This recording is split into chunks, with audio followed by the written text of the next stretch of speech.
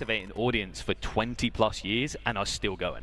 Yeah, no, exactly. These players, it's just such an incredible experience, and I just love seeing it. You know, all this time later, right? Most of the fans now are definitely older in all parts of the world, right? You know, even in Europe and Vietnam, everywhere. You know, the player base has aged, and now we're like comfortable viewers, right? Watching the pros still go at it, and oh man. I'm curious to see how comfortable a certain someone is in this setting. We actually got a chance to talk to Xuan too on his feelings about Chim and the reigning champ. Cảm giác của em được ngồi đánh ở hội trường rất là vui sướng. Tại vì em chưa bao giờ thấy cái hội trường nào mà đông người mà nồng nhiệt như thế này.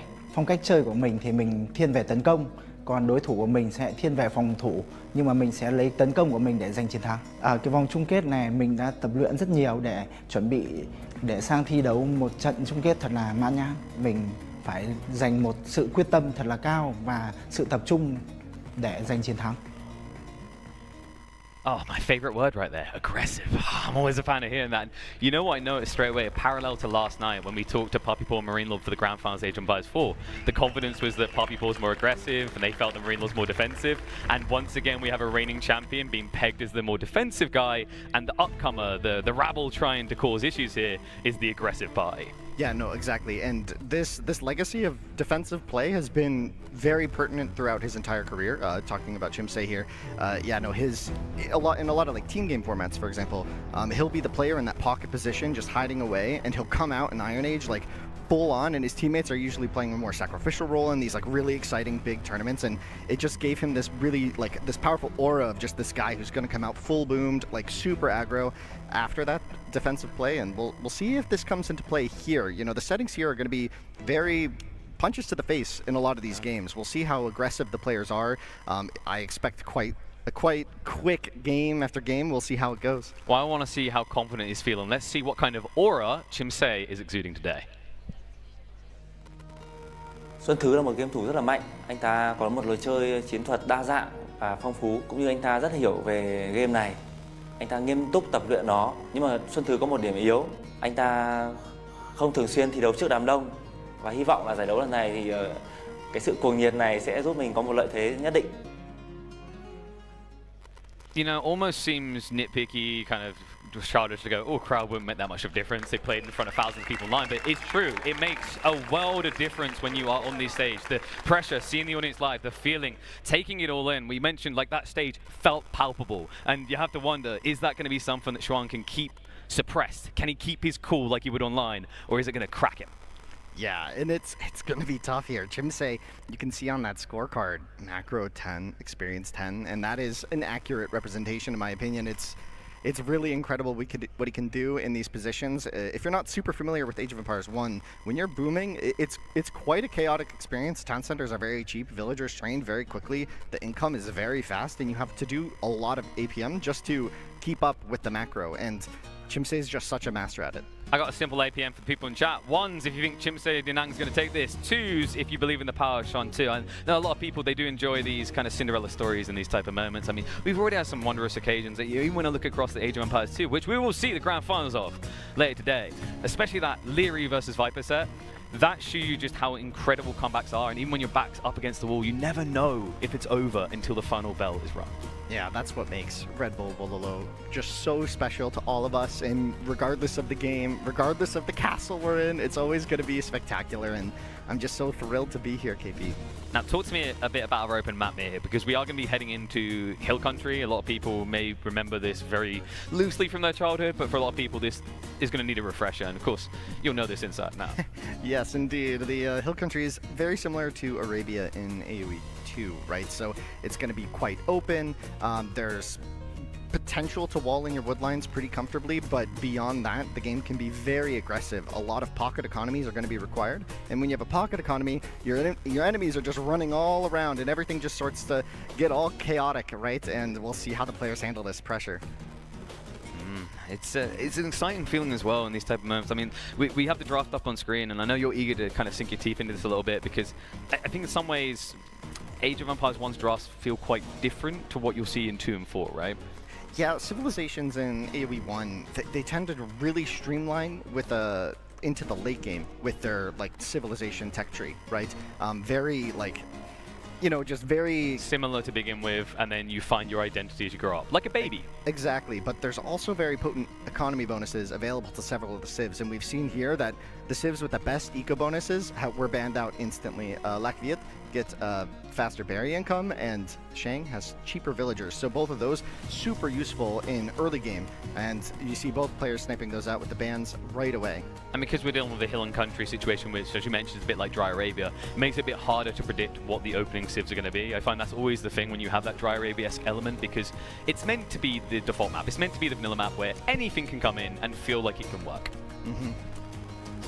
Ooh, look at that win rate there. I mean, you'd expect it from the Rain and Cham, but I'd be curious to see how many of those wins for Xuan are in the last year.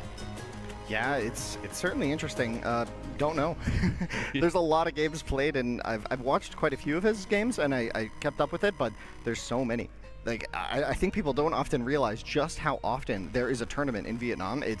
They basically have weeklies, yeah. right? And it's so fun to watch. The commentary is great. They're so excited. It's so fun to watch. I find the whole atmosphere, the whole approach to the ecosystem of esports in SEA is very different, right? Like, you know, lands are a really big thing in cafes, the good old classic style. You have intercity words out my mouth type lands. You have these kind of almost, I want to say, regional exchanges, whereas obviously when you look at the West audience, we're talking about big lands. We're talking about flying people from around the world. We're not talking about maybe weeklies on the scale or in person that you would see in Vietnam. Yeah, almost. A lot of the competitive play is exclusively at the internet cafes, right? And, well, at this point, it's kind of grown up into more like personal studios, personal internet cafes, right? But it's still the same essence and feel. And when you watch those lands, it's just, you see that energy, right? The people all just watching, crowded around the computer. It kind of brings you back. It's a bit of nostalgia, right? It's got to be on a different level for him here, though, in Castillo Almodóvar. I mean, this is a new experience, and it's time to kick the experience of a grand final off. Grand final Sunday starts now. Game number 1. Chim looking to defend his title, and the challenger has entered the arena. Xuan 2.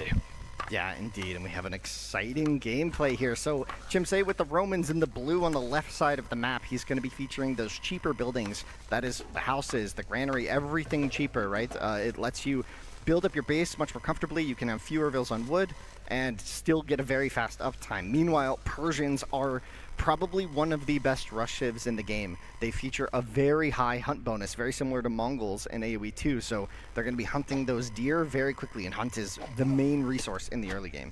Remember, we got the shove in, coming in a little bit, get a little bit close to the base, set it up for later. And, you know, the interesting thing as well is, I don't know if anyone in the crowd is having this, I'm just getting flashbacks to all the cheat codes that I used. We're not going to let them use it in this one, but there's such an air of nostalgia when you hop into a game like this after so long.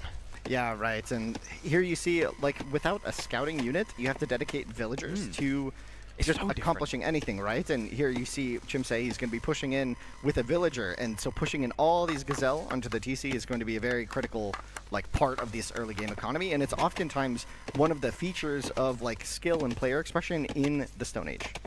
And I guess the other thing is you don't really, I want to say you don't feel as safe in Age of Empires 1 as you would in 2, 4, 3. In the early game, you know, in those games we're used to the town center providing us a recluse, a somewhere to hide. You don't really get that level of protection here in Age of Empires 1. Yeah, I mean, one of the biggest reasons for that is you can't wall until you research a tech in the Tool Age, right? So quite some time before you can even start planning your defenses. The town center in Return of Rome, you can actually garrison in it, which is a very substantial difference, but it doesn't give arrows, right? Yeah. So it's just momentary safety. It's a please don't hurt me. Yeah, it's a please don't hurt me moment, and you can see the boar lure as well coming in. Looking meaty and ready to be taken down. Now, what is the expectation here? Because you mentioned that Persians are usually the aggressors. Is that what we're expecting to come out from both a player perspective and a civ matchup? Or is there a world in which Chim is the one sending it first? Yeah, one of the biggest things about AoE 1 gameplay is how quickly you can age up. It is absolutely a race to the Tool Age in this setting, so we're going to have to see if Xuan 2 can execute on this Stone Age and, you know, get there in time. So talk to me about a few of the perks that Romans get, right? What would be the thought process on such an open map for Chim? Like, a Roman seen as more of kind of maybe a greedy civ, more of a mid-game civ? Yeah, if he can get to it, right, late game is spectacular. Fantastic siege, fantastic infantry lines, right? But, you know, it's kind of tricky to get there. The main thing carrying Romans in this format is going to be the cheaper buildings. It really, really goes a long way because wood doesn't really support that much unit production outside of, you know, adding more buildings to the game, right? Adding more farms, right? Having that cheaper wood on all your buildings, just it goes so far. And talk to us about these ruins they're just running by, because I like to refresh for a lot of people. It's been a long time. Obviously, I remember that straight away from my childhood, but I think a lot of people in this moment like, what do we do these? Why do we want these? Yeah, the ruins. So if you capture all of them, you start a countdown to victory, right? Very similar to Sacred Sites in Age of Empires 4.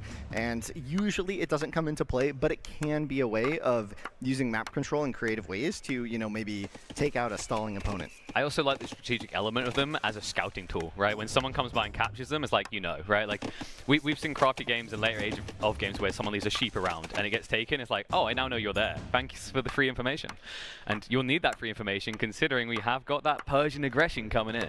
Yeah, we're going to be seeing this forward barracks from Xuan. We'll see what other buildings he builds, and we see the defensive barracks there for Chimse. So really going to be trying to angle for that defensive play. Oftentimes, you'll see both players building forward bases to attack each other's economy. In this case, Chimse seems so confident that he's just going to only defend, which can put you at a disadvantage, but also situationally can put you at an advantage if you're able to. Oh, someone called the Flintstones because we've got the clubmen on the way in here. In the meantime, we have an advancement into the tool age. The timing seeming to line up nicely to start dealing with the foragers out in the berries. Both players now moving up. And, you know, at this age, you mentioned the later stage of the games where we're going to see a lot more unique identity. Is there any aggressive element that we should be keeping an eye on here that gives one of these two civs an advantage in this early phase? Well, we're seeing these technologies come in. Full axeman upgrades are going to be in very soon for Xuan Tu, and he also has the archery range behind it. We see the archery range has gone up for Chimse. These are going to be producing bowmen, which are the hard counter to these axemen, but there's this timing element where you can see Chimse forced to pull 2 villagers into this exchange, and those villagers are no longer on the berries. Remember, food, super important. This is the aggression we were talking about. Xuan Tu already taking down some villagers, putting pressure onto Chimse. The bowman, is it going to be enough? I mean, the Axeman's going to get cleared up. He's going to dive in deep with the villager looking for another target here. I love the way he's kind of min-maxing. He knows the villager doesn't want to go home. He wants to find that extra pressure. Double archery range should give an eventual reset here for Chimse, but in the time being, the pain is being reached by Xuan. Yeah, and we'll see what the follow-up is here, because one range against 2 isn't quite a great situation to be in. He is kind of circling around the hunt, but you still see the boars from Chimse are going to be enough to produce a decent amount of units. I mean, it's a balance act to throw the axes away, try to scale the bows, right? So, like, it's very important that Chimse finds a quick way of dealing with this slow scaling number of Persian archers coming in. Yeah, and the follow-up here could be going into slingers. You can produce them from the barracks, and they hard counter the bowmen, right? I think if we check his proxy base, like, what has he got down there? Because it only looks like 2 pins. I think he extended close. So it is a single archery range. We've got a second coming in. So this is a very kind of all-in approach, right? Like, if this starts to falter, if this starts to fail at all, this game is going to unravel quickly for Xuan. But really importantly, Chimse is not applying any counter pressure here, really playing into that defensive mindset. Not something you see in a lot of games. And also the shift of the villagers there, you're seeing they're kind of moving closer to the forward production. This is a risky play. Obviously, we have God Vision. This is not something that Xuan should be able to see right now, but if he has an inkling, if he sends just a single bowman over there, that could spell disaster for Chimse. Yeah, but Chimse has the numbers here, can take out that axeman rather quickly, and these bowmen might be overextending a bit. So he's just trying to poke on the side. The split of the archery range did make it a little bit difficult for Chimse to keep all of his troops protected. Next wave is coming in, and it is going to be the slingers. So reveals it on the villager. Unfortunate to lose one of those, but at least now you're not doubling down on archers immediately, and now Chimse can look for his own transition. Yeah, we see Xuan Tu already with a 4 villager lead. You can see that he has stopped producing vills at home, so this is basically an all-in at this stage until he can really stabilize the economy. He just wants to keep applying pressure here. Does this feel atypical in this situation? Because we've seen, like, a lot of RTSs, people get this type of advantage, and they fall back and greed more, don't they, right? Like, more in Age of Empires 1, this is more consistent, this is more likely to happen than go for that greed? Yeah, I mean, we're seeing a good example of how AoE 1 can be really unique, right? So incoming for Xuan Tu is the wood upgrade, which also gives the bowman 1 more range, right? So it's both an economic advantage and a military one. And in these bowman fights, it's going to be very critical. It's awkward as well, especially when you consider Chimse's positioning in this, right? Like with the villagers kind of being on the front line towards the end of that archer range push. But now he's going to look to push back here. He notices the forces are a little bit split because it looks like Xuan looked for the villagers on the east side. At this point, alarm bells have to be going off though, right? That economy has to be somewhere. He's checked the north side. He knows it's not on the east. So the only thing left is going to be over here, the west side. The wraparound spots it. And that's an absolute disaster for Chimse. Yeah, he's going to have to respond to this. He's going to need to send his bowman through the ranges of Xuan Thu. Meanwhile, villagers could go down. So far, one bowman. There was... Oh, no. He got 2 more. That's 2 more already. Look at this. Yeah. 6 villager lead. The rest are fleeing to the north side. But the issue with this is your archers are now not able to protect. You just continue to chase. Yeah, and there's a couple slingers in the mix for Xuan Thu, and that could be a Second problem. wave. One is called GG. GG covered out already, Xuan. We talked about this aggression. We talked about the potential, and he's already showing it up in the face of the chat. Yeah, no, exactly. And this is what Persians are going to do. It's going to be aggressive. It's going to be a fast hit. But does he have another Persians in the arsenal? I'm not quite sure. We'll have to see how that pans out. I wonder if Chimse is sitting here regretting not applying any pressure himself, building that barracks at home. You can play this way, but it can be risky to just let your opponent have all of their resources for free. It's interesting because, you know, I work in a few RTSs, I talk with a lot of the top pros, and their feeling is, you know, in the early days of an RTS, aggression is favored. As you develop, as you mature, being the defender is an advantage. Chimse has shown over the years being the defender is the advantage, but, you know, the difference is really in Age of Empires 1 itself. Oh yeah, and look at that. Xuan Thu getting some love from the crowd here. Love to see it. And he gave everyone a really nice smile there. Did you see that? Aw.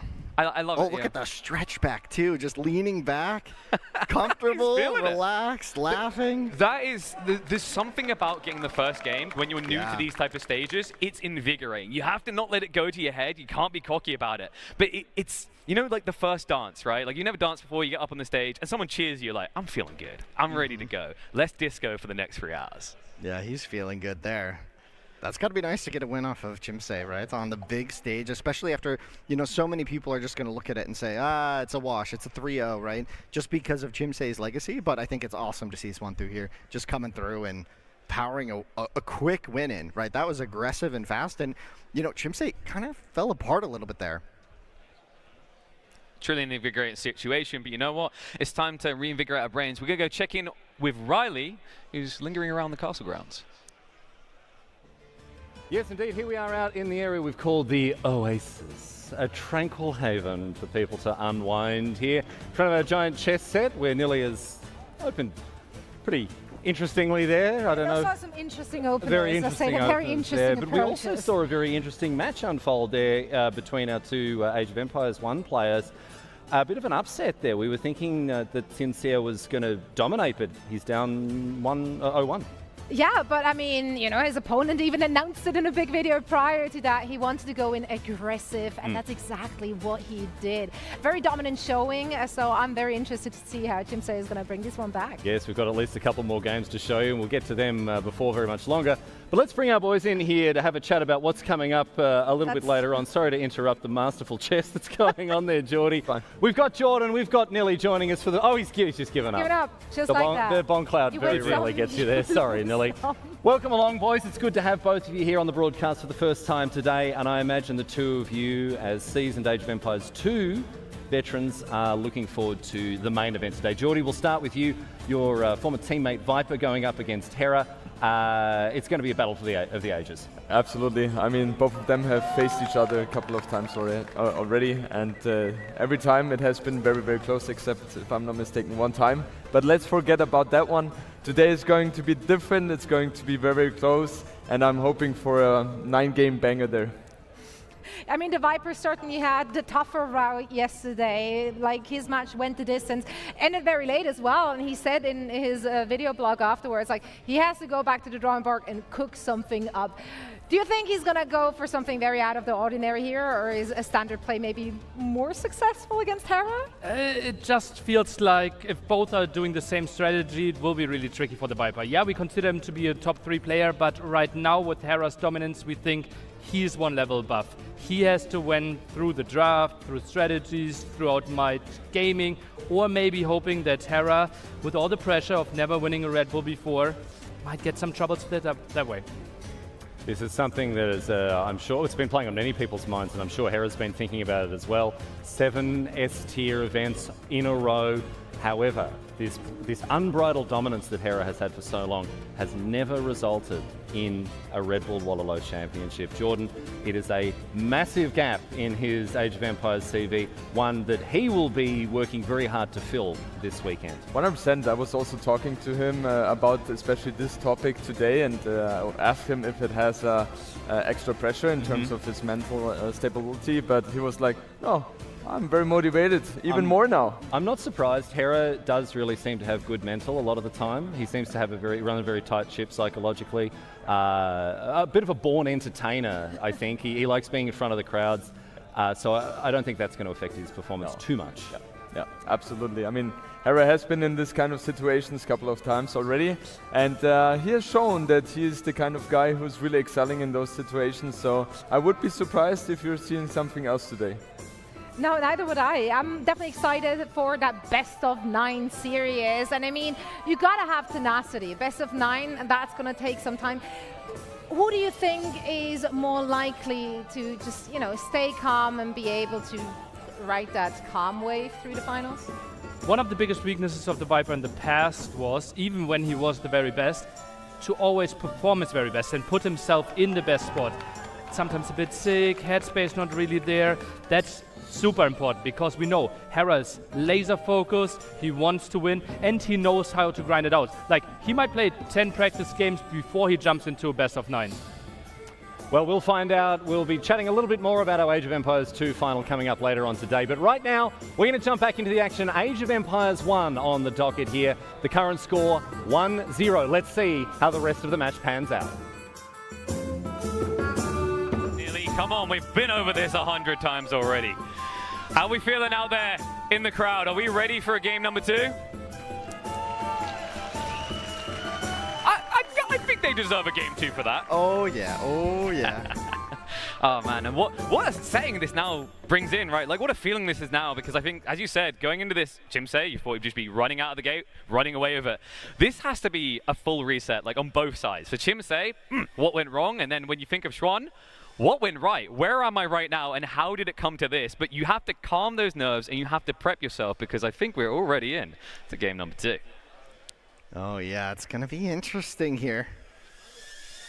Oh, players, you can see them, they just look so focused, right? Oh, here we go. Here we go. Carthaginians in the hands of the reigning champion in the blue. And on the other side, the Phoenicians, yeah? So let's talk about the civs first, right? So CSDN, he's got Karth. Karth, now they start with a little bit of each resource, a little bit of extra of each resource. This gives them a lot of flexibility in that opening build order, and it just makes the whole Stone Age much more comfortable. Meanwhile, Phoenicians, another economy civ here, going to be chopping wood much faster, and this gives them a lot of tempo into the game, kind of similar to Romans. So again, this isn't a matchup where it's as one-sided in terms of the rush potential of one of the civs. So we'll have to see if Xuan is able to repeat that success in that initial game's rush. So, the difference in the last game is we had a clear and blatant aggressor. You feel like this one might be a bit chill. We might just see them eventually setting up the proxy bases, but sitting home at first, maybe? I'm not exactly sure about that. I think Xuan is still going to want to do a forward base. That's probably going to be the case in most of these games. I'd be surprised. I mean, it's possible with the rush distance here being maybe a bit far. Maybe the players would want to defend. There's a way to play just straight up into slingers, which gives you this big mass of this unit. And when you have a hill to defend, the slingers can be really, really hard to break into. And we'll see how it goes. It looks like Chim says Gazelle push is maybe a little bit cleaner here. It looks like Xuanfu's maybe struggling to get them in as clumped so far, which might impact things a little bit down the line. I think this is the beautiful thing. When you think of 2, you think of 4, like getting all those deer and whatnot in one location feels good. But with Gazelles, because of the degen, on top of that, the fact that the TC won't protect you, having all of your food clumped on one spot actually can be a negative. Yeah, and you're going to see them pushing in a lot at once. And if you're, an AoE 2 purist, you might be going, no, the decay, like, this is so bad. But you have to keep in mind you're actually idling a villager in order to push them in. So there's a huge benefit to, pushing them in quickly, right? And that's one of the main benefits of, just pushing everything right away. Talk to me a little bit about the map, Sahara. Like, what are we kind of expecting here? Because some of these maps tend to lean more aggressive, some more defensive. It feels like this map leaves you barren in your own base, but there's a lot of forward potential to block angles of approach. Yeah, there's a lot of berries in the middle there, and even some fish, if you find a good storage pit, you can do a little bit here. You'll see a couple little jumping fish in these ponds, and that can give you a quick boost of food. Remember, food is the most important resource in AoE 1, right? Especially in the Tool Age. You just have to find natural sources of food.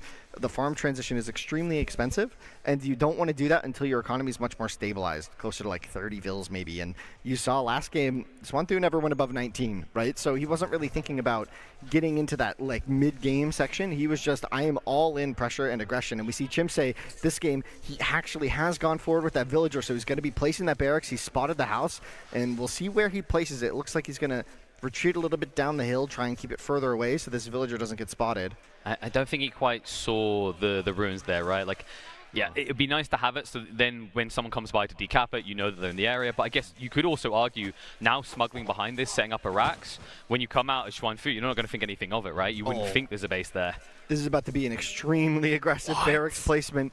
You can see he's just a couple wood away from that placement, and this is going to be, you can see he's just stalking the location. He's like, this is where I will set up camp. It's like and there it is, the barracks right in the middle. This is such an aggressive place to be. He's pitch perfect with it as well, though. I mean, you know, the houses were meant to help with the line of sight. Do you think maybe Xuan could have spread those houses out a little bit more? You kind of want to build them in walls, right? So what Xuan has done is pretty effective at creating a little barrier, and this can be good for running villagers around. This can be good for, you know, setting up some buildings later. And we see the defensive barracks from Xuan. So you can see this time around, he's opting for that defensive approach. Interestingly enough, Wait, oh man, yeah, just he doesn't want him to have that food in case, you know, the rush goes south. I think it revealed he was there, right? Like, so far, I don't think Xuan has seen him. So maybe a little bit of an early warning, but here we go. The first Axeman is out, working his way across. The racks is already up, and we've got a follow-up of another house in the area, so plenty of population to work with here. And we'll have to see what kind of pressure can Chimsei put in. What kind of delay can he force out Xuan on this opening? Well, it's really interesting here. Axeman coming in the first upgrade. He's got 300 food in the bank, so really anything is an option. You want to get that armor on these Axemen really quickly. It gives you 2 armor, that 1 upgrade, and villagers have 3 attacks. So getting that defensive upgrade means that you can actually be way more offensive against the villagers, right? Otherwise, the villagers can just kind of get us around and quickly take out the clubmen or even Axemen. You saw what was happening there, actually. Xuan, he's outnumbered here, but he was trying to delay the revelation on the back archery range. Unfortunately, was not able to stop that from happening. So CSDN is fully aware of what is going to be coming next here. The first bowman coming out as he shifts away, and it is going to be a double archery range. Meanwhile, Chimsei already adding in his own. Yeah, we're going to have a very similar style here, but this time Chimsei, the aggressor, and the bowman. You know, it's interesting here because Xuan's actually gotten away with something rather interesting, is he didn't really lose any villagers, right? And he also didn't invest in Axemen here. He might have jinxed him. It's going to be the first blood drawn by looks like the villager, not able to get away. Down it goes, and yeah, you can see Chimsei just has bands of units chasing here, and you can see the value of those armor upgrades coming in clutch here. The Axemen going to be able to hold for a long time against these clubmen. Takes 2 with him. You can't really ask more of the lad as he drops to the floor dead finally. So good pressure now able to be maintained. And also Xuan pulled his troops so far away from his main base that Chimsei is now able to camp home. Yeah, one of the big advantages here could be that Chimsei could invest in villagers at home, but instead he's going to be, once again, just capping off at 19 vills and not building any more. Just all in aggression here. The berries, these villagers are quite exposed, but the bowmen there should be able to help hold this, and we do see the stonewall technology coming in, so Xuan wants to try and be the defender here. The Axemen going to dive under the bowmen. The bowmen have gotten the armor upgrade, and back they go. 1 slinger in the mix. Beautiful split as well. Love that. Just actually sends the boys in to cause anarchy while he debates the bowman away. So forces a bit more idle time, finds a bit of a desirable trade in the end, as we're going to see some villagers getting killed. Yeah, and the market going to be critical here. Does allow you to do some resource exchange, although it's quite expensive. But Chimsei coming back in. The bowman from Xuan walking the wrong way. He's going to be able to start sniping them down. Drops one of the villagers. The others shift out of range just in time. But that wall is still not safe. It's still not complete. And we have to keep in mind that Xuan doesn't have access to much food elsewhere on the map if he's pushed out of this corner. Yeah, and you'll see the slingers here are going to be taking a lot of damage from these bowmen. They have bonus damage against the bowmen, and they have a lot of range armor. Very similar to a skirmisher in Age of Empires 2. And we have a full-on fight here. Chimsei. Retreat. I mean, it's that one sling that's kind of sticky, right? Like, you look at the raw numbers, Xuan, you think he'd be able to just easily push this away. He's finally got his own slingers coming in with the backstab, so attention is going to be drawn there. but he's just using it to bait, to micro, so he can split off and snipe the slinger on the other side. CSDN still firmly camped in the base, and the worry here is it's so close to Xuan's production that if he retreats from this area, he's unlikely to get more units. Yeah, CSDN can just go left, and he's going to do that. There's a wall there, several villagers just completely exposed. They're going to have to run. Shift out the other side. Good thing they didn't complete it after all, but that's now a vacate of the farm area. The backside, he gets that final wall up just in the nick of time, so able to dodge death there, but the second wave is already building. Yeah, the damage is dealt though. The villagers are idle this time. CSDN with the 4-villager lead. The vills on the berries just sneaking back. Really dancing with the vision there. Even pulling an elephant. This elephant going to give a lot of food and much needed economy. It says Xuan through here. Back up against the wall. I mean, this is the type of situation where, like, trying to claw your way out of this is incredibly difficult. With so many troops at the disposal of CSDN, he doesn't need to just focus on these big fights. He can continue to idle out that eco, and that has a compounding effect. And he's going to find the eco on the north side, catches them trying to build up the storage pits. He's going to be pinned in the corner, but should be able to take a villager or two with him. And the reinforcing wave will mean that CSDN is going nowhere. Yeah, but Xuan through, he's on the run once again with the economy, so 2 big migrations have occurred. And this one doesn't look like it's going to have a happy ending. Oh boy. Chasing on both sides. I mean, we reached the chaos point, right? Xuan Fu, it almost feels like there's just nothing to play for here, and that should be it. GG gets called. We even it up. CSDN, the reigning champ, able to take game 2. Yeah, back on the board. We have a series here, folks. It's warming up. It's what I want. I mean, you know, if you know how I am. If I could have it my way, every single grand finals would go the maximum distance, and I still have the feeling we're going there. That was dominant on one side in the first game, and we just saw Chim is no slouch. He hasn't been sitting at home eating popcorn, just watching movies all day. He's been hard in the practice. Yeah, I know.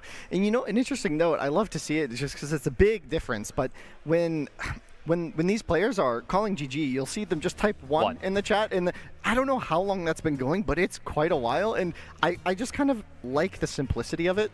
You know, I do that now too, but I can't do it when I play H2 or Myth or whatever. Because right? it means like, yes. Everyone's just like, what? And then I'm just like, resign. I'm out. That's the thing, like for a lot of us, when we see one, we're like, oh yes, you mean yes, right? What would that mean in that situation? But yeah, it's kind of a classic. I mean, you know, very tasteful though. He's not typing GGs. Yeah, right. No, definitely wasn't easy there. Oh, I love these shots at the castle, right? It's just a so beautiful incredible. place. Oof, so it looks like the Chim fans have woken up. 67% believe in him. 2s, if you believe it's Piggy Boys time. If you Xuan 2 can take this one. I mean, so far, based on what we've seen, I wouldn't be surprised we end up with a 50-50 vote. There's going to be that bias to the champion, but you know, I'm biting at the bit to see what our third game's going to be. Like looking at the maps we've got left here, we've got River Crossing, Desert Ridge, Gold Mountain. Yep. I'm wondering, with what we saw in game 1, was there anything indicative of the style that Xuan Fu likes to play? I mean, he might try to do something aggressive, right? But all these maps are very similar in style. These are all going to be very heavy aggressive maps. Interesting Civ draft as well remaining for him. Palmy can be quite awkward to play in certain situations, but also super potent. Hittites as well on the table. You know, I like chess, but I'm pretty sure Riley has just been working his butt off, finding all these cool little games that all you guys can do. So let's see what he's found this time for us. Yes, indeed, back here in the Oasis. This time it's not chess, but archery. We've got our boys at the belt doing the old taking to the range there. So Tristan, obviously a big fan of archery. We all know, so he's getting stuck in there. But Zoe, all tied up, 1-1. Chim on the board. So that's got to be, his confidence would have been very high coming into this match, but he'll be very pleased to have gotten on the scoreboard today. He will be. And I mean, I know that both of these players are very familiar with each other. As I said already when we introduced this match, they have been practicing with each other for this. So hard to hold back strats. All the maps coming up are on the aggressive style that should suit technically both of these players. So it's going to be remaining interesting to see who's going to come out on top. Yeah, and this we could, at this stage, we might go the distance and see the full 5 games. I'm going to get these two to come over and join us before they break something here. Tristan, this is not a neutral island, man. We can't build any more archery ranges. I'll get you to come over and stand over here, T90. T90 and Dave for the first time today, everyone, joining us on the broadcast. Good to have you along, boys. And the both of you, of course, will be joining us a little bit later on for the Age of Empires 2 final. We'll come back to that. But Tristan, I want to ask you about Age of Empires 1, a game with a long history. And you followed Chim dominance in this game for quite a while. This bloke, a little bit like Hera, really, at the moment, pretty unstoppable. Yeah, I mean, I honestly don't know too much, right? But I think I know more than most people in H2. And he just kind of wins everything. That's basically the way to say it. So the way the series started off was amazing because you had the 1-0 victory for the big underdog, and now we got the 1-1. So it's every Age of Empires 1 fan's dream. Yes, yeah, it is funny in a lot of places. You know, you're hoping for. You know, they say quick game's a good game, but in Age of Empires, the community they want the full set. They want it to go right down to the decider. Yeah, that's right.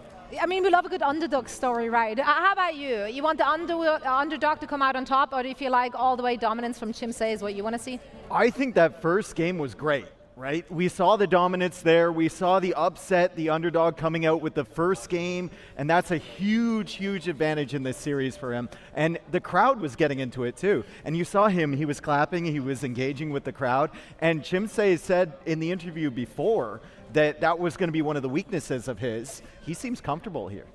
He does indeed. Well, let's see which player is going to come out on top. This series is all tied up 1-1. Only one will be hoisting the trophy at the end of the day, so back to you guys. 3 more games? People want 3 more games? It's time for game number 3. Let's get into it. CSDN and Xuan 2 evened up 1 apiece, and now we hop into River Crossing. Let's see if we can be your Jin on this wonderful Sunday evening and give you the magical wish of a 5-game grand finals. Yeah, this is a very interesting Civ matchup even. Sumerians versus Palmy. Now, Palmyrans have a very good scaling economy, but they can be super awkward to play in the early game because their villagers cost more food but work much faster, and it's a very asymmetric feeling, and for a lot of players it can be very challenging. Now, obviously these are pros. They're going to feel comfortable with Palmyrans. Not too much in that front has really changed from AoE 1 to Return of Rome. Meanwhile, Sumerians, one of their biggest bonuses is that their villagers just have 15 more HP. And that gives them so much flexibility. They can fight with villagers more efficiently. They can be much more durable under these raids. They're much less likely to lose villagers over a woodline from a bowman or a quick slinger attack, right? It can go quite a long way. That's really polarizing as well. Like the way you describe those two in this matchup, you know, when we've been seeing this pull of a villager, it feels like that's so expensive for the Palmyrans to do. On top of that, the Sumerians are now just mutually inclined to come towards you. So I've got this feeling that Red is going to be stuck in his base, waiting to hold back the expected assault of Blue. Yeah, there's a few ways to play it to avoid that situation, but it's quite tricky and a bit all in. You can stop at 16 villagers with Palmyran and try and age up after that, but there's quite a lot of idle TC. The idea is that you're going to age up really quickly and you're going to have effectively, you know, closer to 20, right? We got the scout about. I'm wondering, you know, looking at the map, there's some really frustrating hiding spots for a proxy base, right? If you can just wrap around the back, especially I'd actually say on CSDN side, like Chim say, I think at the south side there's some of those tree lines you could sneak right around the back if you want to, and catch him with a back racks there. Yeah, potentially. That could be quite interesting, but Xuan Tu currently not really out on the map as would be indicative of a really aggressive rush, but Chimse as well, not moving out just yet onto the map. So we might see both players opting for a more defensive style, and that does match what these civilizations kind of can do in a lot of situations. You mean we might get to the mid game? We might get to the mid game. Bloody hell, wasn't expecting that. I mean, these two have not been waiting around so far in this series. So Elephant is going to, of course, be pulled underneath the town center. Who benefits more from this kind of stalemate if nothing happens? Would it be the Palmyrans? Yeah, I mean, there's some nuance to that, but there's a really, really potent timing that Palmyrans can get, like really, really far into the mid game, right? But Sumerians have a better late game at the end of the day, right? So it's kind of important to see how this goes. We did see Xuan Tu go for a 16 pop age up, so he had a lot of idle TC time, but you do see that ticking in, 20%. It's on the way. I think at this point, yeah, we're keeping an eye out for it. He is looking to spring into action here. Xuan Tu now with the proxy racks on the west side. And I don't believe, actually, I think because Chimse's already scouted that area, correct if I'm wrong, he doesn't have anyone out there looking for this type of play. Yeah, that barracks though. So you can see what he's done. So one of the biggest weaknesses of the forward attack is you can be blind, and this is what we would call a blind barracks. And he's just built it because he senses that this might be where the opponent is. And if you look at the map, this is the mirrored location. But the way that this river spawned has actually pushed Chimse way to the right of this. And if this rush goes the wrong direction, which it doesn't look like it will do, you know, Xuan Tu going to get maybe some important scouting info. You can see this artifact. It functions very similarly to the ruins that we talked about before. It's kind of like a free little scouting unit that you can use, and if you capture all of them and keep them safe, you can maybe win the game, but that's very rarely the case. I remember as a kid, I just felt cool having them in my base when I was sim sitting up. Blind and oblivious to what I really needed them for. But it will be useful for kind of scouting things out extra, especially as you said, when you're going blind like this, every little piece of extra information is going to count. So Xuan already checking around the backside, but with the elephant already being pulled in, he needs to target here. He can't look for any sort of backline economy because it's simply not there. CSDN so far is pulling everything to the forward side. Yeah, and you can see the potency here. Well, not the potency, but like the risk here in going for these aggressive strategies. Sometimes you're just late, and he went for a 16 pop all-in here, and so he's not even adding vills now, and so his economy could fall behind. We do see the archery range, I'm sure, coming up right there, but the Axeman gonna get right on top of this range before it goes up. Rax is there though, so we'll have counter troops to push this away, and that should give him the breathing room to get this archery range online. Now, the problematic detail is, like, where's the villager right now for Xuan? Has he got an archery range on the ford coming up himself? I feel like actually setting up back here would be beneficial. It gives you a split production, but it gets them into action much quicker. Yeah, it looks like he has a bit an archery range at home, and he has another archery range. Really? Well, he's got two bowmen on the field, yeah. So he's got one defending against a potential rush, and he's built another one in the south of Chimse's base here. This could be quite interesting. Villagers are on the move here, but the Axemen looking like they're getting too much value just yet. Both players going to be stopping at 16 and 19 villagers respectively, but keep in mind, those Palmyran villagers are significantly better.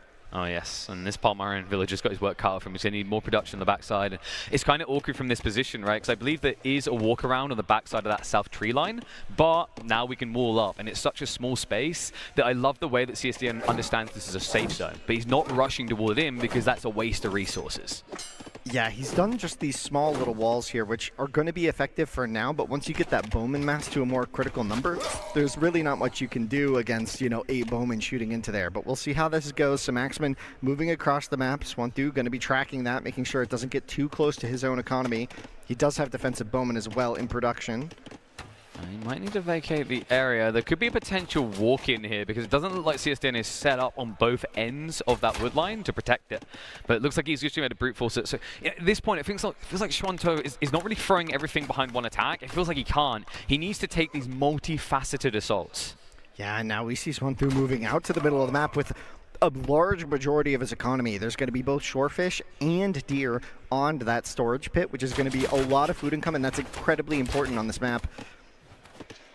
The good news is right now, CSDN, because he has taken this more defensive line, he's not likely to discover anytime soon. You saw it, Xuan, he reacted accordingly early on. He kept those archers back because he was paranoid about a counter raid, but maybe he should have kept them back a little bit longer. It looks like we've got some troops from Chimse now sneaking to the back of Xuan's base.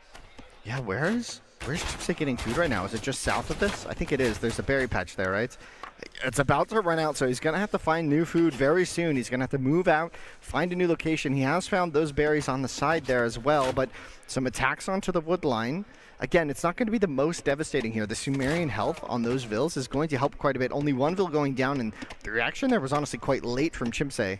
I think this spawn's a bit brutal for Xuan too, though, right? Like, when you think about all these tree lines and the food spawning on the back, very easily wallable. So, you know, the more you're trying to lean into archers, which you want to do, the harder it simply becomes to find those free snipes onto eco. Yeah, and we'll see. Oh, there's an opening on the wood line. Oh. There's an Axeman now leading. He's going to be blocking for that the bowman. Nice deletion on the south side to get it out of there ASAP. He's going to have to shuffle back towards the center of the map where he's got more economy, but that might expose more. Meanwhile, there's no counter-offensive opportunity. I love this approach from Chimse. Don't send half the army. Just send 1 or 2. Force a reaction, and then overwhelm in your own base. Yeah, this is absolutely going to be a clear up from his own base. Xuan is going to have to retreat from this and maybe even give up his production buildings in the south here, which could really put him behind. That Wallingville did go down. And this Axeman could potentially spot the economy in the center here. This is a lot of the Palmy economy. He's so only got 14 bills. This is half of them. I think he's going to get sniped, though. He just got distracted, right? Back to this fight over here as his microing away. So that was too close for comfort. Xuan able to dodge the revelation that would have thrusted CSDN out towards that mid-map. Yeah, if he knew that economy was there, this military would go there. And now Xuan he really risks grouping up with his military, because if he does, it's going to be right in front of that economy, and he has to maybe distract those units for a really long time, going way to the left of the map. Pressure coming in on the east side here, and you may notice Chimse doesn't have the whole army. He started to press out in the west, so this dance of death is still going on. To his credit, Xuan is still keeping Chimse in the base, but what we're not really seeing so far is a clear and apparent path to victory. Yeah, it looks like he's going to be able to clear up, or at least make sure that no units get produced here on the south side. But we do have another raid on the wood line. These villagers are low. The Sumerian health so important there. Just about edging and skirting towards death there, but you can see there's always this encouragement to try and dive in, but you do that, you get cut off, there's no retreat the other side, and I don't think Xuan Fu's in a position where he can afford to lose an entire military force to kill 2 or 3 villages. Oh, Chim say he's baiting Xuan Fu back, but look at the loop around. There's a group of units coming for the ambush. Doesn't quite know. CSDN, he's in range here, and Xuan Fu, he can't wait around. He has to run straight past because of the second wave on the way. Big hit from the reigning champ, and this might finally be the point where he comes out of the base. Yeah, nearly double the army now, and now may be able to put some pressure out on the map. Remember, a lot of that economy is in the center of the map, so if Xuan Fu goes the wrong way with his army right now, he might give it up. We do see that market coming in. That is going to unlock the farms here. It's also going to protect that backline berry, right? It's creating that natural wall, so that means he doesn't have to hold as many troops at home. The small group that were trying to get in gets scattered out, and this is Chimse for the first time crossing the river like Caesar himself towards Xuan's economy. Oh, he's walking right towards it. He might have just guessed. I mean, 50-50, right? Like, you know, it's more likely when he's up here that he's going to be playing around the fish, and he knows that the wood lines are up here, so let's see if he can find the golden goose. Xuan almost looking like he's trying to goad him away from it, but Chimse will not take the bait. He sees the storage pit, and now he'll look for the dive. Oh my gosh, so much damage could be done here. Villagers retreating to the east, but when you've got this many troops, like, how do you get out of here clean, right? With good micro, Chimse can cover every single angle of escape, and that's 8 villages trapped with nowhere to run. Yeah, these villas are as good as done here, unless this migration can work, but you can see Chimse, he's trying to block off the retreat to the south, just being taking very calculated shots here to make sure he doesn't miss and waste too much time on this chase. I think someone needs to tell those villagers that they are red, not blue. They're heading towards the wrong base here. Second wave intercepts them, and it's going to be a massacre. Xuan Fu, even if he gets these villagers out, it's so much idle economy, while Chimse has no pressure on his own base. Yeah, this is looking really good for Chimse now. 18 vills to 10. Palmy vills are good, but 9 now. The countdown has started. Tick-tock goes the clock, and it feels like Chimse is going to find himself on match point. It's looking undeniable. 27 military to 10. Double the economy power. Xuan has one last bullet in the chamber, and it needs to be a headshot. Yeah, and these Axemen are going to be so good against the Slingers. They don't deal very much damage to these Axemen, and they can just kind of run in, and the Axemen absolutely slap them across the face if they do get in range. I mean, even this little proxy group trying to hit the backside are going to get scouted and chased. They're outnumbered. It feels like he's outnumbered everywhere, and I'm struggling to see the way. I look for the positive wherever I can, but the bars tell the entire story. Xuan Fu, at this point, is essentially processing what feels like a blatant loss. Yeah, he's going to see these farms with that Slinger and GG. call it here. Yeah, GG gets called. Chimse is going to get it. What a setting this would be, right? We know we can't have a repeat champion in Age of Empires 2, but we already had one in 4, and we could be about to see one in 1 as well. Nothing but perfection now from Xuan Fu if he wants to lift that trophy, which of course for either player will be a momentous occasion, but when you consider this is his first time in an audience like this, if he can come out from behind now to turn this around, that's a true Cinderella story. Yeah, you could see Chimse's face there. He just seemed so confident and calm. And I think that's kind of the champion's perspective, right? He's been in this situation so many times. He's played so many best of fives in his career, just so many, countless best of fives. So he just looks so comfortable and calm here. Well, this series is getting pretty sweaty, so I think it's time for us to go relax across in the Oasis. Yes, back in the Oasis, I've found a familiar face to have a quick chat with here. It's local hero and fan favourite Tatso. Welcome along, Tatso. Thank you so much. Good to have you along. Also good to have, of course, a contingent of monks here, giving us the really the reason the tournament is called what it is, an iconic unit here. And exactly. We'll see if they manage to convert us by the end of this interview. But Tatso, I want to talk to you. Obviously not the result you were hoping for personally this weekend as the defending champion, but I imagine you'll be very happy to see your teammate Viper in the finals. Yeah, of course. Like Hera and Viper are both my teammates, and we secure a GL finals, so we will have a GL winner, and I'm really happy for that. Yes, and of course Hera, a recent addition to the team as well. I know you and Viper have been teammates for a long time, but with Hera joining the team, no matter what, GL takes it out. Do you have a favourite one way or the other? I guess you're happy either way. But Hera lacking a Red Bull Wololo title for him, what would it mean for all of you to have one like this? Yeah, for sure. Like Hera has been dominating the last 2 years, and this is the only tournament that he hasn't won yet. So he's probably really motivated, and also he has probably more pressure than Viper. And I would love any one of them to win, but probably for the scene, it will be better if Viper wins. Okay, well, we'll see how it goes. But I want to ask how you're feeling about just the castle generally, and especially in your home country of Spain. We've been showing off this part of the country in pretty spectacular style. How has it been for you as a local boy here this weekend? I'm speechless. Like when I was walking to the States, I had chills. I didn't know what to do. Too many people cheering. I think the crowd is doing an amazing job as well, and they are enjoying the tournament. Yeah, people chanting your name. It really was such a heroic moment for you here as well. And we've got our oasis here where people are chilling out. Have you had to go on the archery? Have you played a bit of chess? Yeah, we can do it. How did you go? Have you played chess? Oh yeah, we played against T90. And how did that go? I imagine pretty T90 well. doesn't know how to Yeah, I play, was so gonna say. I choose the right opponent. You're smurfing, man. Yeah. You're smurfing, yeah.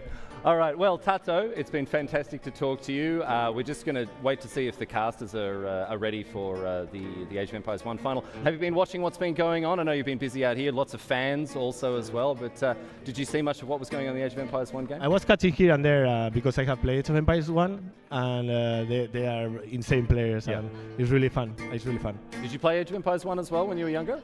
I didn't play that much, but when Return of Rome was released, I played a little bit, and I enjoyed it a lot. Yeah, well, I'm enjoying watching this game as well. So we're going to get back to it, my friends. The casters are standing by up in our casting area. So thanks so much, Tato, for joining us. And it's back up to KP and Winston Waffles. You've told everyone where Tato is. They're going to be lining up for signatures, photos, the whole kit and caboodle. Big shout out to one of the hearts of Age of Empires 2. I mean, they have so many hearts that I think they're a Time Lord at this stage. I mean, you think about all the names, the iconic names they've built up over the years. And I'm thinking of Age of Empires 1, especially with the Vietnamese crowd. How magical it must feel to be part of this legacy from Red Bull. Yeah, I know there's a lot of pride, right, in kind of like their culture and their community that they have. They love sharing that with the world. That's happened on every big international tournament. It's a huge sense, and I got to be honest, Tato's being a little bit like a bit humble there, as maybe humble as Margugu would say, right? Tato is actually an excellent AoE 1 player. In AoE 1 DE, he actually won a tournament. I think people don't know that. With the Roman? No, in AoE 1 DE. Yeah. Oh, DE? Really? Yeah, no, he won. I didn't know that either. That's he incredible. straight up won a tournament. I mean, that guy's that's cool. A lot of these guys are just magical. They go into any game. Like, I mean, Doubt's another one that comes to mind. Obviously, we didn't get to see him play any on LAN, but I was talking to him behind the scenes, and I reckon if he came back and played AoE 4 full time, I could see him easily back in like the top 20. Like he's got that talent. He's crafty in his style, and these guys are as well. And they're crafty with their banners. Talk to me a little bit about this, because we've all got our animals, right? I've got a bird. I've got a pigeon. It's kind of obvious, killer pigeon. But there's some meaning behind the banners for these two players, right? Yeah, well, Chim Dinang means sparrow in the sun, and you can see that very, very eloquently like demonstrated there on Chimse's banner. It looks really, really nice there. I love the golden glow behind it. It looks really cool. Now, please tell me Xuan just really liked pigs. I guess so, maybe. Well, let's see if the piggy's going to squeal or if he's about to be a wild hog. Game number 4. CSDN, match point, looking to make it back-to-back Wololo championships. Has Xuan got something to say about it? Yeah, we'll see here. So Macedonians, one of their main advantages is that their units get more line of sight. And as you've seen in these games, line of sight is one of the most important things. You see how much that villager sees? Yeah, it's +2. This is incredibly important for positioning a rush. You saw what Chimse did 2 games ago, right? He had that Vil just kind of scouting out those houses, but if he goes 1 tile too close, the house sees you back. Here, you just have a huge advantage at like, oh, I can see the house, you can see the enemy villagers and just sort of stalk them. We'll see if he's able to put that to use here, but this is also a map where the rush distance is really, really high, so you're going to have to get your barracks in a really good position and hope that it works out.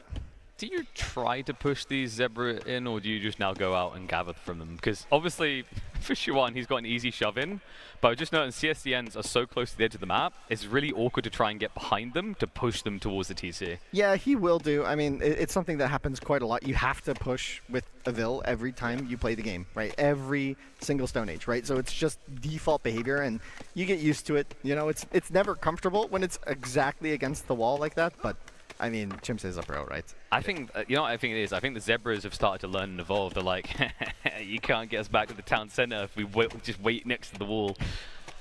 That's an interesting zebra icon, yeah. Wait. Is that Tata?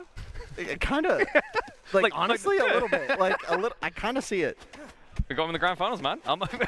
He's here too. Tata's always in our hearts. Oh my God. God. His elephant friend. Oh no. He's everywhere. Yeah. So elephants pulled in as well. Talk to me a bit about Desert Ridge, because you were saying when we look at the map pool, it kind of feels like a lot of these are going to have maybe a similar playstyle. There isn't these ones that necessarily lean you harder into the mid game or late game, but there are those maps in the wider pool. Well, it's a very defensive map. You're able to hold like really, really comfortably if you're able to get kind of this full wall off, which is there is a possibility of it. And you kind of look at Chimsei's base, and it almost looks doable here. In the middle of the map, you'll notice there's lots of elephants actually kind of dotting that ridge, and the player who can spot those and pull them, you can lure those all the way to your town center if you wanted, and it's just a huge boost to your economy. You can see just how many there are. It should be called Elephant Ridge if you know what I mean there. That's a lot of chunky boys. Hannibal Ridge, maybe? Maybe. I mean, it's very suiting for this game. Well, we have got the move out from Xuan. Looks like he's going to have to circle around the east side. But as you mentioned, it's so defendable for CSDN. It feels like Xuan actually has to get very close with his base positioning. And the beautiful thing here, that scouting vision advantage should mean he's able to dodge the villager as long as it's not right next to the tree line. Yeah, like one of the most important things is knowing where the pressure is actually coming from. That can give you a huge advantage. And he's so close. Just barely going to miss him. Everybody whisper. Like ships in the night, they don't see each other here. Alligators getting involved with the mischief, but Xuan, he doesn't react. The forward Vil. This is really important here now. If you spot the enemy's villager forward, you can push it back, and now it's going to be really hard for Xuan Tu to actually build a barracks in this location. And we even have the crocodile involved. He's like, oh, where'd my friends go? Like, CSDN's villager just runs back and gives him a fist bump. Thanks, bro. Yeah, thanks for helping me out. Yeah. And he's already prepped. This is beautiful because he's already prepped houses on the west side just in case it's like this double option gambit that you might occasionally see. It's like a bit of a wild card. It's very expensive, but it can pay off. But now it's just all full focus on the south side on a very defendable location for Chimsei. So Xuan, with this in mind, do you now go for the all-in still, or do you just fall back for some sort of more macro-focused game? Oh wow! And what? Wait, Xuan Tu looked away from his Vil for a bit. He's not reacting at all. He's busy with something. Maybe he just gave up the Vil, left for dead. But that's crazy. That's just going to give it up to Yamato like that. He finally reacts towards the end, so Chimsei shouldn't be able to get this kill. It just feels like unnecessary damage, but it's almost like. Okay, hear me out. I'm going to go like deep in the big brain. What if this was intentional? Because now Chimsei's like, oh, he's clearly going for another proxy base. Why didn't he react? And Xuan's just sitting at home doing nothing. You see the barracks going up defensively, and both players going to be playing defense here.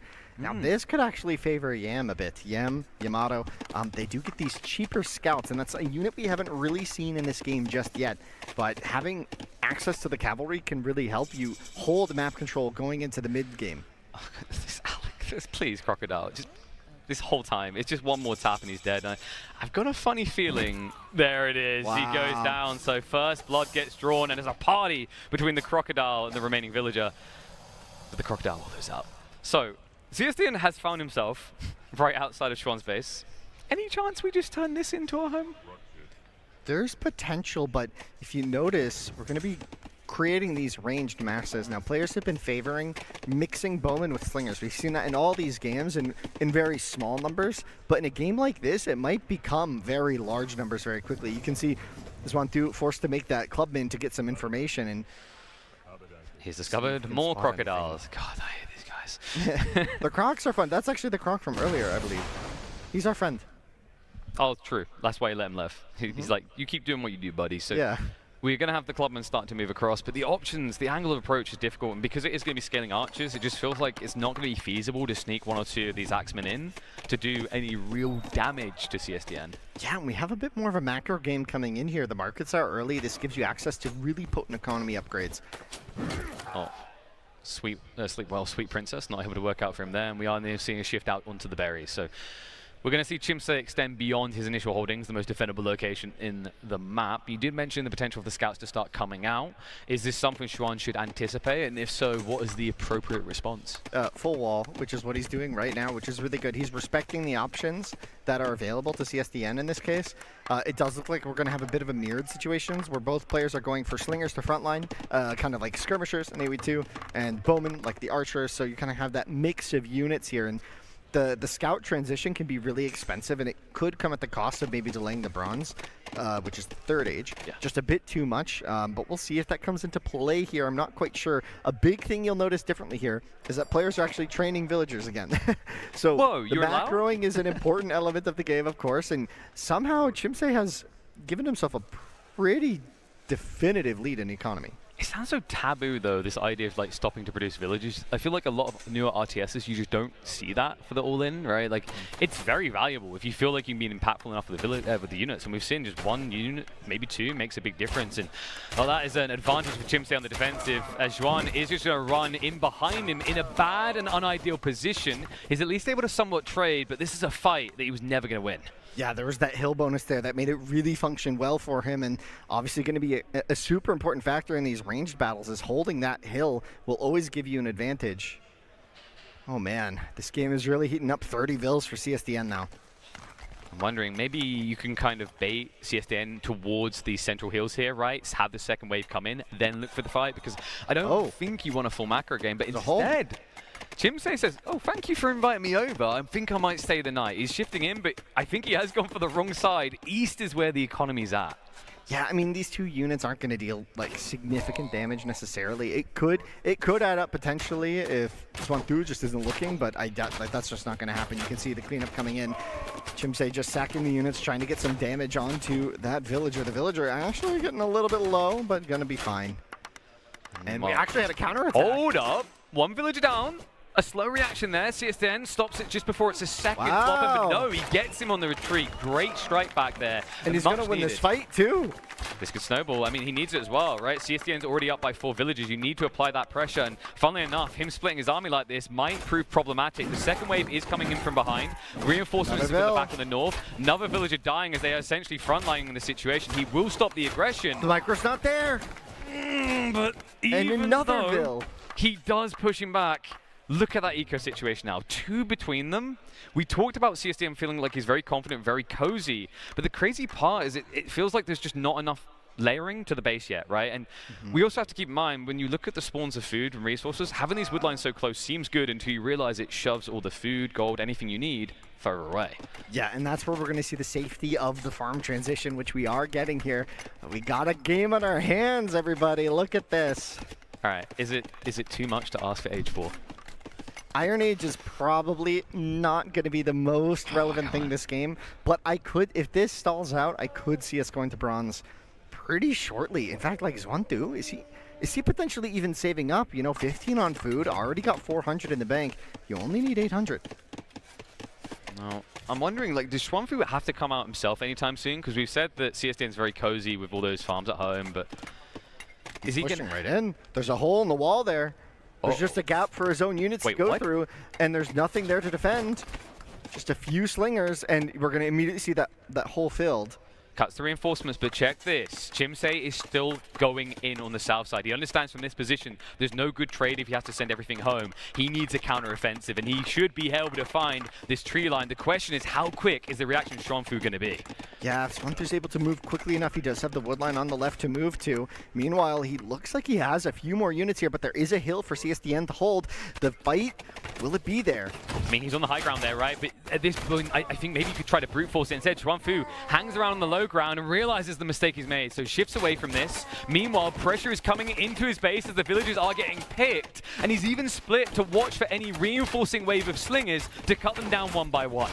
Yeah, a really interesting note here is that the slingers actually cost stone, so you don't think that it's a resource you really care about in a full land military if you're coming from other games, but that 10 stone cost can really add up in these games, and you can see the pressure onto the stone could cut Xuan off. This was pretty rough for Chimsei, right? Like, this bulk force is able to cull the reinforcements one by one. That fight on the other side, yes, Xuanfu was winning it, but he's not in a position to then go in and do anything beyond it, right? Like, realistically, the production should be able to stabilize. So I feel like Xuan needs to fish for economy, because there's a risk in the next minute that CSDN will creep towards that tree line again. Yeah, Xuanfu looks like he's really trying to macro up to the Bronze Age. He's got 600 food in the bank. What? That sounds crazy when there's a military right in front of your face. He's remaining calm, right? He's understanding that, like, if this wave gets cleared up, I know his reinforcements can't come because I'm killing them one by one. It's a Congo line of death back at home for CSDN. Yeah, but you saw what he did. He pulled 8 vills to that stone mine just to make sure he had that bank of 160. That means he can queue up 16 slingers with some time, and that should mean that should be enough time to get the defense rolling here. He's up a lot of economy. It looks like for some time here, Xuanfu has stopped producing vills, but that's because he's about to click up to the Bronze Age. But look at the eco difference here, 39 to 25. There it is.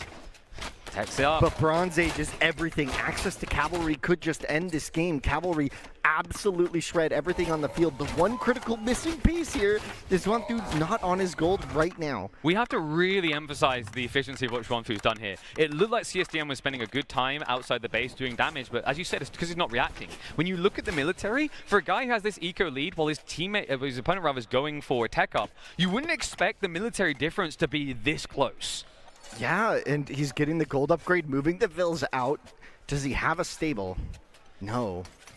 Is that what he was building up there? No, it's just another barracks. And he's got room to the west side in the back of his base, right? Like there's options and locations here. He's just trying to make sure there's no probing on the backside. So more farms are also getting added in. I mean, that is an area where it feels like Chimsei is ahead. So he has that more reliable at-home food source. Maybe there's a world at which we do see Xuanfu just sneak out for the north side berries, and that kind of lights a fire underneath CSDN's butt. He needs to keep the pressure on to keep him in this corner. Yeah, but 2 cav are going to clean up this entire army of CSDN. And his positioning as well worries me because he's so close to the base when this tech is going to come through. So he won't have an easy reaction of just get behind my walls and stay and wait until I'm ready. He might be able to put pressure under the gold vills here. Xuanfu's going to have to keep producing slingers in this case. Oh. But the tech up is almost in. He's also trickling it. This is not good for Chimsei, right? If they'd all been there once, he'd be able to just about win that fight. But instead, Xuanfu should have enough to stabilize here to push him back. And with age 3 now in, it's problem town central for CSDN. Yeah, I don't think he was expecting this just yet. He just got domestication. That's horse collar for your farms. He just got that, which is very expensive in this game, as opposed to saving up for that critical Bronze Age. And now he's training more and more units at home, but he's on the gold.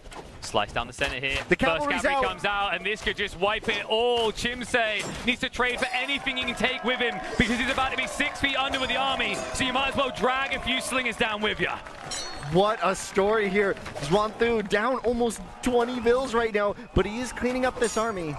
And the poke, the probe, these villagers, it doesn't feel like they're dying quick enough, and this is going to have a ripple effect, right? Second cavalry unit out, the snowball is going to begin. CSDN is not in a comfortable position in this game. Yes, he has the military numbers, but the quality is red all the way. And we just got the best eco upgrade in the game. The wheel just finished, and if we pan back to the base, you see those vills? They are flying now. Wheel is one of the most important upgrades in the game. It gives access to chariot units, and it also makes your vills significantly faster, which means that these slow tool units that Chimsei is relying on to apply pressure are not going to be able to chase them around the map anymore. You can see the 2 cavalry going to be a critical force here for Xuanfu. He's looping around, coming back. CSDN always come to the same location though, always focusing that. I wonder if Xuanfu can use that against him to just play wider on the flanks and not have to worry about his economy as much. In the meantime, CSDN is setting up those stables north side, so looking to mirror cavalry to cavalry. If he can weather this storm, if he can stop any eco leaks from cavalry across the map, he could be in control of this game, considering that he's 13 villages up still. Xuanfu's going in for the kill. 3 cavalry going to be microing the hurt one to the back. The ranged unit's going to be helping him. The fight up the hill, is it going to be there for Chimsei? One down. Second cavalry looking to fall, so a lot lost, but considering this is your biggest threat, getting rid of them might be enough to make CSDN feel comfortable about still existing, but this should now be Xuanfu's time to shine. Cavalry should be heading across the map, and he should be leaving those slingers to mop up what little is left of the aggro from CSDN. Yeah, and the Bronze Age is going to come in though, but we have to keep something clear in our minds. Yamato have a really, really solid Bronze Age. They get cheaper cavalry. That applies to the scouts and the cav in this case. So this transition with this stronger economy is going to mean full pump from these stables, a third stable coming in. We are going to see a lot of fast units on the field here. The scout, look at the vision of that, going to be just trying to find the enemy units, trying to hunt them down. He has some of these upgrades in already. Chimsei now waiting on wheel of his own. That the tool working there, metalworking is the second upgrade, the second attack upgrade, going up to +4. So Chimsei immediately going into aggression here. You're starting to wonder, Xuanfu for a moment, we thought, okay, this is it, it's a breakout. It almost felt like CSDN bodying that fight so consistently gave him the breathing room for this type of transition. And we have to remember, you know, the spawn for CSDN was so good in this game that even if you got one or two cav out quickly, there aren't many access points to that blue economy still. So kind of feels like Xuanfu needs to go a step further. He needs to activate his anime mode and take a big proper fight again before he can do anything significant to the economy of the Yamatos here. Yeah, and we're seeing even a switch into the academy. The academy trains one unit, one unit line. It's just the hoplite, right? And that's all it does, but it is so good. It is the king of melee engagements, but it comes at an extreme cost. It's going to be key for CSDN to have a couple of those against Macedonians, because it's the Macedonian hoplites have a bunch of extra ranged armor, meaning the king of the melee fights is, oh, there's a hole in the wall. Uh-oh, and that's a speedy boy running away at least. Thank God for the wheels. The Cavs should be able to gap close and find a kill. And yeah, at this point, I don't think Xuan has anything at home. Right? His whole army moved up because he's looking for a counter-offensive, but the walls are already in from CSDN. It's on the granary. Those two cav are getting in as well, I think. Oh no, it's a follow-up. The quick walls, no! Not quick enough here, and this is a big deal. Yes, the villagers can run away, but the idle time alone, the few deaths that are racking up, you can't afford it when you're this many eco behind. Yeah, this is going to be a really painful moment here, and we even see the government center for CSDN has been built. The macro god is on his way to booming on multiple town centers. Meanwhile, the raids coming in on every single corner. The farmers everywhere going down. This is getting worrisome. We want that 5 games, but Xuanfu, he's up against the ropes. I don't expect an early GG, but he might not have much of a say if he can't plug these holes quickly. Just a few cavalry is butchering the economy of the Macedonians. And on the other side of this, Xuanfu still doesn't have an in. He's not finding a way of applying pressure. Finally, the wall's been broken, but he needs to rack up the kills stat. I don't think CSDN noticed this at all. He didn't react at all to the villagers. Few going down. And here's the counter attack. More shifting across. And wait, is he building TCs in the back? Yeah, that is multiple town centers. In this game, TCs are 200 wood only. So players spam them like no tomorrow. But there's units here going to be denying this massive investment. The cavalry with the slingers going to be enough to shred these villas apart. Meanwhile, the gold is everywhere right now. CSDN, he's just going to continue the aggression. Sure, I'm going to lose some eco, but not as much as you. It's a race to 0 in this type of game. The TC has to be cancelled out as he shifts away. It's pure anarchy in the back, and CSDN somehow having enough military to both defend and attack, and Xuanfu looks all but dead in this game. Yeah, you can just see the cavalry numbers. There's 12 cavalry on the field compared to 2. That is the value of having that bigger economy and the cheaper cavalry, even switching into the melee units. And we have Xuanfu on the side, switching into composite bowmen, which are going to be the supreme archer in late Bronze Age. The hoplite is going to be such a big problem coming from CSDN as well, especially when he's already staged set the stage here, set the playing field for the dive in. The GG comes out. Chimsei Dinang, he does it. That's 2 grand finals, 2 back-to-back Red Bull Wololo champions. Incredible work from Chimsei there. Going to be securing his 2nd title in Red Bull Wololo history. Oh, look at him go. Giving a fist bump to his teammate.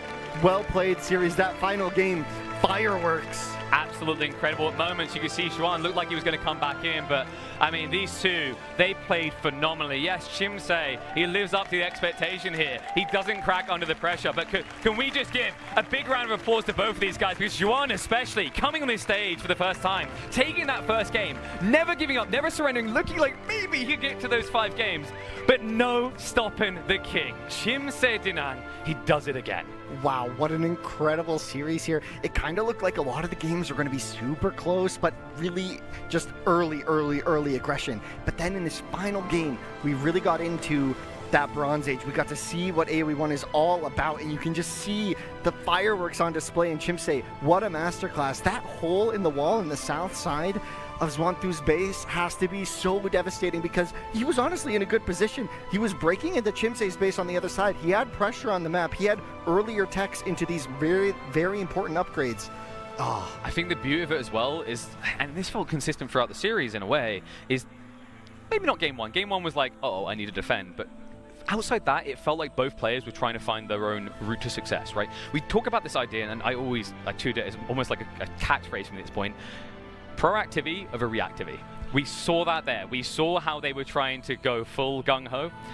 We saw how aggressive Age of Empires 1 can be. We saw how entertaining it could be. We were worried just about Clubmen is not going to go beyond Age 1 potentially. They delivered an incredible performance, and it's time to hear from the second Red Bull Wololo champion here in El Reinado. Your Age of Empires 1 champion is on the stage right now with Zoe for an interview.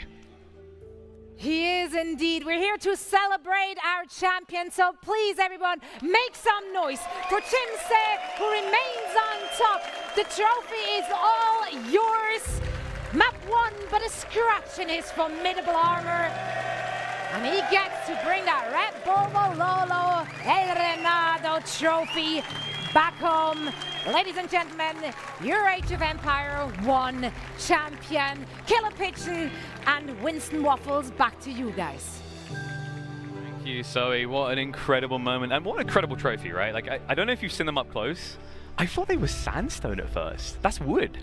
Yeah, incredible craftsmanship there, right? It's artisanship, woodworking. Made locally. Incredible stuff. I just listed 3 of the wood upgrades in AoE 1. You're cheeky like that. That's me. I mean, you live and breathe it. You did for years. And I mean, what an incredible moment as well. You know, I think it's tough for a game as old as Age of Empires 1 to look this exciting.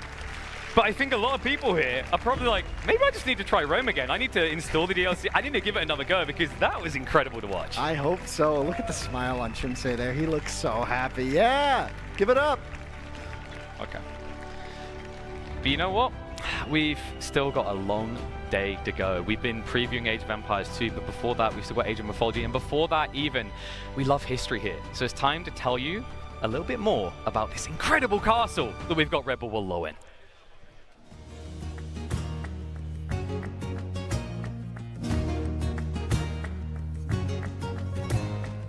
The history of Castillo Almodóvar goes back a lot further than you might think, not just to the medieval era, but all the way back to late antiquity. It's thought that a Roman settlement in this area was protected by a defensive emplacement on top of this hill, which served to protect the various commercial endeavours in this region. There was trade flowing along the river. There might have even been local silver mines. As we moved into the medieval era, this area, like the rest of the Iberian Peninsula almost, came under the control of Arab Muslims as a part of an area called Andalusia. The Umayyads established a bigger and better fortress on top of this hillside, and they called it Almodóvar, which then became, in time, Almodóvar, as it's called today in modern Spanish. This explains the strong Islamic influence in the art and architecture, not just of this castle, but of the region more broadly. But of course, it wouldn't stay under Muslim control forever. Over the years, this castle has been renovated and restored, but it's more recently in the 20th century that saw Castillo Almodóvar get its biggest facelift. Restored from little more than a crumbling ruin at the beginning of the 20th century, today Castillo Almodóvar is a representation of the might, the splendour and the grandeur of medieval architecture, and is a very fitting host for this tournament that we're seeing unfold this weekend.